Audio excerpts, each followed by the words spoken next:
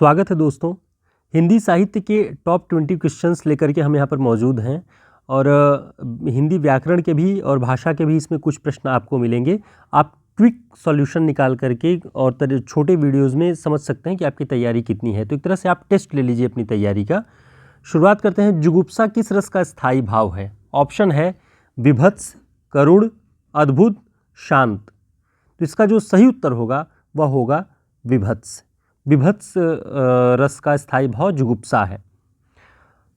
अगला प्रश्न है, अलंकार संप्रदाय के प्रवर्तक कौन है? ऑप्शन है जयदेव, भामह, कुंतक, केशवदास। तो इसका जो सही उत्तर है वह है भामह। अलंकार संप्रदाय के प्रवर्तक भामह हैं। मुख्यार्थ का बोध कराने वाले व्यापार को क्या कहते हैं? मुख्य अर्थ का बोध कराने वाले व्यापार को ऑप्शन अभिधा, व्यंजना, लक्षणा, इनमें से कोई नहीं। तो जो मुख्यार्थ का बोध कराए उसे अभिधा कहते हैं, ध्यान रखिएगा। हिंदी की ब ध्वनि क्या है? इसका उच्चारण स्थान क्या है? ऑप्शन है दंत ध्वनि, ओष्ठ ध्वनि, कंठ ध्वनि, तालव्य ध्वनि। तो आप इसका उच्चारण करके देख सकते हैं। जब आप ब कहते हैं तो दोनों ओष्ठ को आपको सटा कर बोलना होता है, इसलिए ये ओष्ठ ध्वनि है। इसमें दांत का और जिह्वा का, कंठ का कोई इस्तेमाल नहीं। ये केवल होठ, अगर होठ न हो तो ब का उच्चारण आप नहीं कर सकते, इसलिए ये होष्ठ ध्वनि है। अगला प्रश्न है, निम्नलिखित में से दंत्य ध्वनि कौन सी है?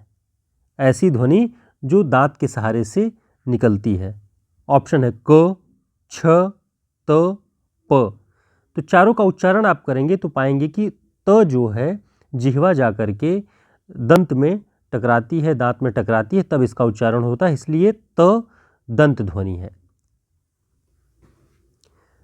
अगला प्रश्न है, निम्न में से कौन सी बोली पूर्वी हिंदी की नहीं है? नहीं है। ऑप्शन है ब्रजभाषा, अवधी, बघेली, छत्तीसगढ़ी। तो अवधी, बघेली और छत्तीसगढ़ी ये तीनों पूर्वी हिंदी में है, आपको ध्यान रखना है। और ब्रज जो है वो पश्चिमी हिंदी के अंतर्गत आती है, इसलिए ये ऑप्शन सही हो जाएगा। तो यहाँ से आप अपने कॉन्सेप्ट क्लियर रखिए। अवधी, बघेली, छत्तीसगढ़ी ये तीनों पूर्वी हिंदी के अंतर्गत, ब्रज पश्चिमी हिंदी के अंतर्गत आती है। बीसल देव रासो किसकी रचना है? बीसल देव रासो के रचयिता कौन है? ऑप्शन चंद्रबरदाई, जगनिक, नरपतिनाल, स्वयंभू। तो इसका जो सही उत्तर है वह है नरपतिनाल। और इसकी जो प्रमुख बीसल देव रासो में जो नायिका है वो राजमती है। चंद्रबरदाई का आप लोग पृथ्वीराज रासो जानते ही हैं, जगनिक का परमाल रासो जानते हैं, स्वयंभू का पौम चरिऊ आप लोग जानते हैं। तो इन रचनाओं को इनके बहाने याद रखिएगा। निम्न में से जयशंकर प्रसाद द्वारा रचित नाटक नहीं है।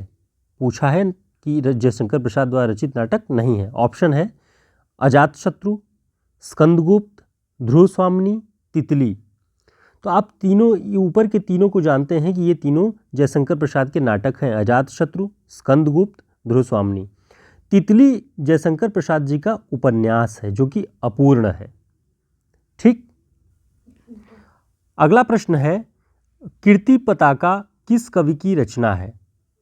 कीर्ति पताका किस कवि की रचना है? ऑप्शन है विद्यापति, रामानंद, सूरदास, विष्णुदास।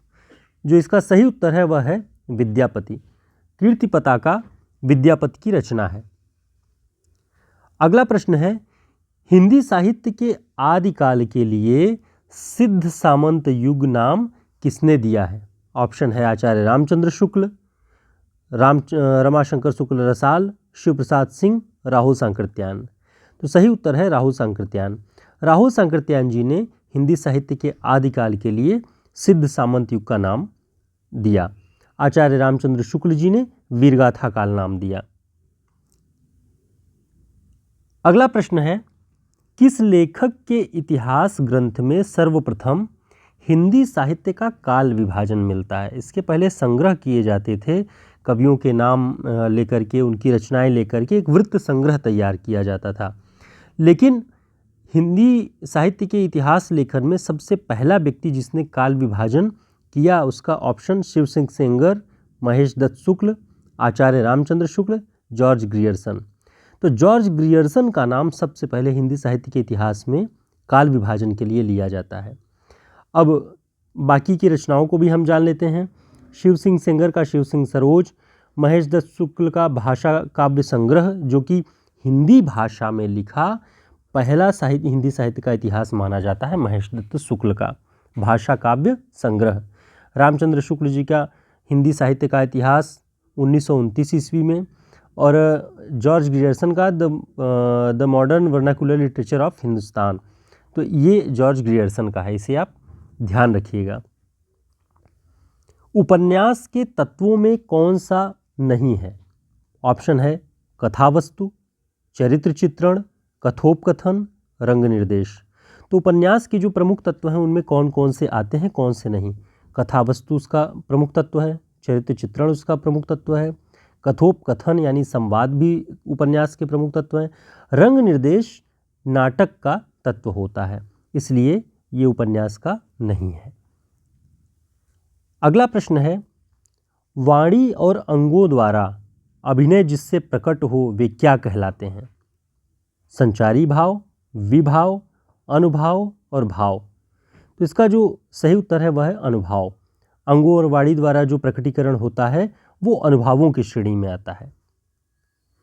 आचार्य रामचंद्र शुक्ल जी ने हिंदी साहित्य के इतिहास में प्रथम उत्थान का समय क्या निर्धारित किया है? ऑप्शन है 1850 से 1885, 1857 से 1900, 1868 से 1893 और 1800 से 1850। तो इसका जो सही उत्तर है वह है 1868 से 1893 तक। द्वितीय उत्थान 1893 के बाद से शुरू होता है, तो आप उसे ध्यान रखिएगा। अगला प्रश्न, कयामत का वर्णन जायसी द्वारा किस काव्य में हुआ है? ऑप्शन है अखरावट, आखिरी कलाम, पद्मावत, इनमें से कोई नहीं। तो इसका जो सही उत्तर है वह है आखिरी कलाम। आखिरी कलाम जायसी जी की रचना है और उसमें कयामत का वर्णन किया गया है। और इसके साथ ही आपको ध्यान रखिए कि तीनों रचनाएं जायसी की हैं, अखरावट, आखिरी कलाम, पद्मावत। इससे आपको जायसी की रचनाओं के नाम भी याद रहेंगे। अगला प्रश्न, जहां वर्णों की आवृत्ति बार बार होती है उसमें कौन सा अलंकार होता है? यमक, श्लेष, अनुप्रास, उत्प्रेक्षा। उसका सही उत्तर है अनुप्रास। वर्णों की जहां आवृत्ति बार बार हो, जैसे तरन तनूजा तट तमाल तरबर बहुछाए या रघुपति राघव राजाराम, तो र की जो आवृत्ति है वो अनुप्रास होता है। अगला प्रश्न है, अभिधा उत्तम काव्य है, मध्य लक्षणाहीन, अधम व्यंजना रसविरस, उल्टी कहत नवीन। किसका कथन है? ऑप्शन है केशवदास, भिखारीदास, देवकवि, चिंतामणि। तो हमने पिछली वीडियो में बताया था कि शब्द शक्तियों के बारे में, काव्य की भाषा के बारे में देव और भिखारीदास जी का नाम लिया जाता है, लेकिन यह जो पंक्ति है वह है देवकवि की। ठीक। अगला प्रश्न है, नेताजी कहीन के रचनाकार कौन है? नेताजी कहीन। ऑप्शन हरिशंकर परसाई, श्रीलाल शुक्र, मनोहर श्याम जोशी, भैरव प्रसाद। तो इसका जो सही उत्तर है वह है मनोहर श्याम जोशी।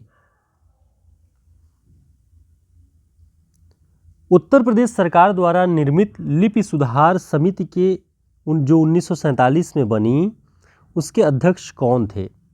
ऑप्शन है आचार्य नरेंद्र देव, पीडी टंडन, बाल गंगाधर खेर, उपर्युक्त में से कोई नहीं। तो इसका जो सही उत्तर है वह है आचार्य नरेंद्र देव।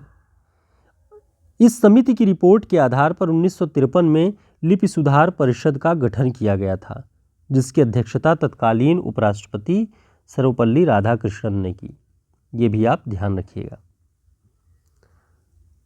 अंतिम प्रश्न है, आध्यात्मिक रंग के चश्मे आजकल बहुत सस्ते हो गए हैं।